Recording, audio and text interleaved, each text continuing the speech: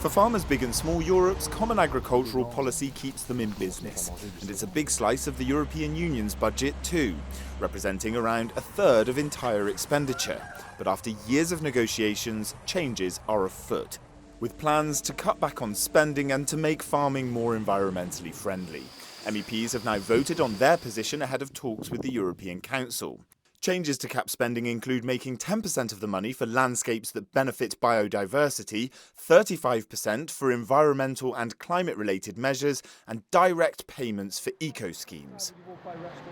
Green MEPs, however, don't believe the plan goes anywhere near far enough.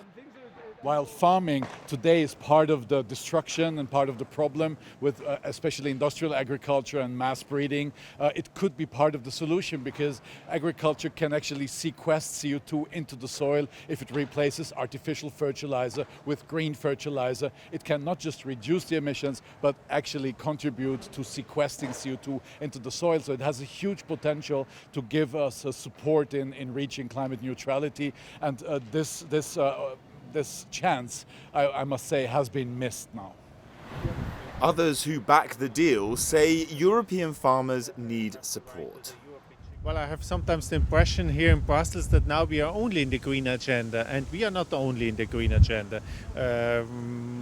Agriculture policy has always been also an economic policy, and we need to find a balance between the interests of the farmers on one side and the interests of the citizens and the consumer on the other side.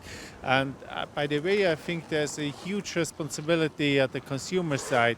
The consumer cannot go on to ask for more sustainable food, more organic food, more local food, whatever, and then go to the supermarket and have a look for the cheapest thing he can buy. This does not work.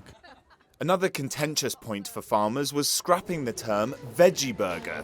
MEPs rejected the plan to limit the use of words such as steak, sausage and burger to meat products.